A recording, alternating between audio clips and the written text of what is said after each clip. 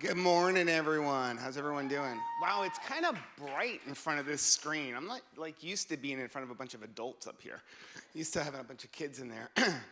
For those of you who don't know me, my name is Joe. I have the distinct honor and privilege of being one of the Coastal Kids pastors. I want to welcome you all to Coastal Community Church today, whether you're here with us in the building or you're on Facebook Live over at Bloom and Bean in Pompano, or maybe watching us later on today on YouTube or on Facebook Live in a repeat section. So, have you guys all been enjoying this 21 days of fasting? I know I have, but I have to tell you that when Pastor TJ first announced this, today's day 12, we're more than halfway through. But when Pastor TJ first announced to us that, hey, we're going to open up the building for early morning prayer on those 21 days, I wasn't exactly jumping for joy.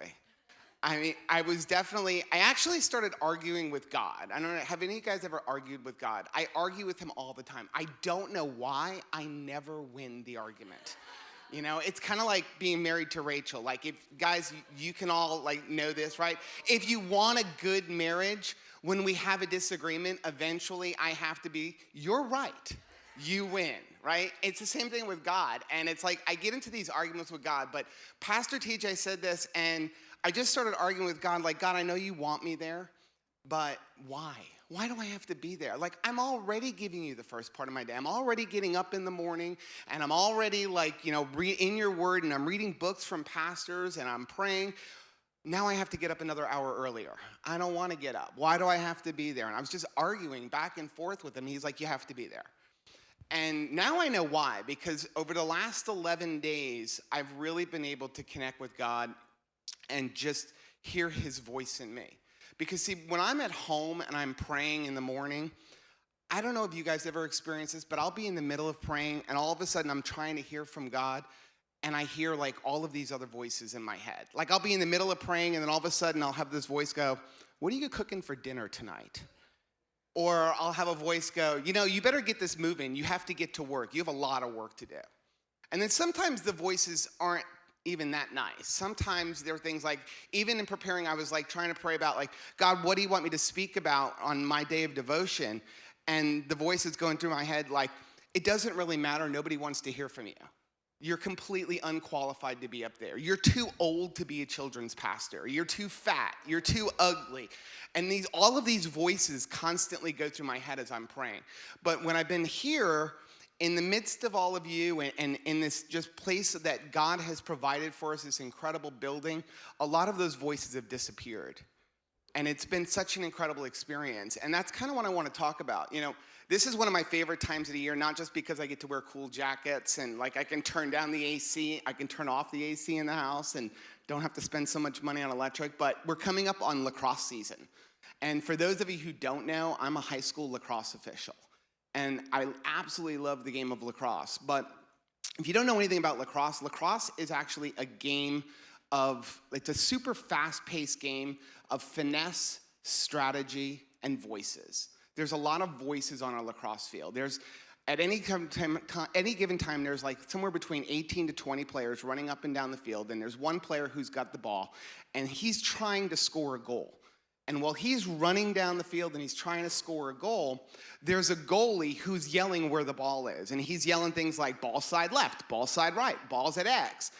And then you have all the players on the field and they're yelling where they are and what the player with the ball is either doing or what he should do. Then you have parents and fans on the other side of the field and they're yelling at the players and sometimes they're yelling at me as the official. And then you have a coach, and the coach is on the sideline, and he is yelling as loud as he can to the ball carrier of what he needs to do. And the bottom line is, with all those voices, there's only one voice that really matters. The only voice that matters is the coach's voice. Because see, if the players aren't willing to listen to the coach might as well go home. They're basically saying, I don't need you. And I can tell you that I guess about 2 weeks ago, I was working a tournament game, and there was a situation that happened where there was a transition. And when the ball went to the other end, the player had the ball, and as he's running down the field, the coach starts yelling, yellow, yellow, yellow. If you don't know what that means, in lacrosse it means, hey, hold on, don't do anything, just kind of run around, don't shoot, we're in the middle of a transition, we're trying to substitute, get more players on the field. Well, while he was doing that, there was a parent, probably the player's parent, yelling, go to the goal, go to the goal. And so the kid ran and he shot the ball and he tried to get it in the goal and he missed. The other team got the ball, they threw it down to the other end for a quick fast break and they scored. Now, of course, the coach was livid because he didn't listen to him. And later on, I was talking to the coach during halftime, and I said, does it ever annoy you that, like, you have parents on the other side of the field, and they're usually screaming something that completely contradicts what you want your players to do?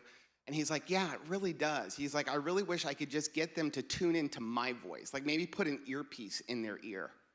He's like, because then they'll know exactly what I want them to do. And see, it's kind of like that in our relationship with God. See, I know this, John 10:27 says that God actually knows our voice. He said, my people know my voice. He said, but then you also look at Jeremiah 33:3, and he said, like, if you call out to me, I will answer you. And as I'm praying, I'm always like, God, why can't I hear you? And it's like, it reminded me of like when I'm at home and I'm just trying to like relax and veg out and ignore the whole world, I play video games. I know I'm 48 years old, I play video games, it's kind of stupid, but I have these awesome headphones that I put on. They're like noise canceling headphones. And when I wear them, I can't hear anything but my video game. Rachel absolutely hates them because she'll be standing like directly behind me yelling things at me.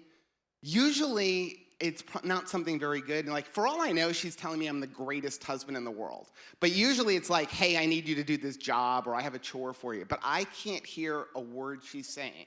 I'm tuned into this video game.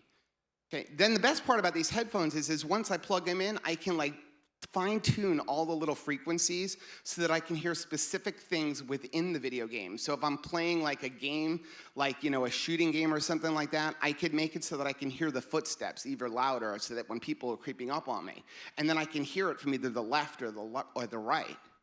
And see, that's what we need to do because God does speak to us. He wants to speak to us. All we have to do is ask him to speak to us. But the problem is we need to tune out all those other voices. So what I want you guys to do today as we enter into a time of worship, I'm going to ask everybody to just stand up and surrender to God. Okay. And as those voices enter your head, I want you to remember three things. God is the great I am. God says that he can do these things. And he says, I will do it for you if you just listen for my voice. So I want you, everybody, to just, kind of like what we do in Coastal Kids, we tell the little kids, hey, put on your listening ears. Put on your listening ears.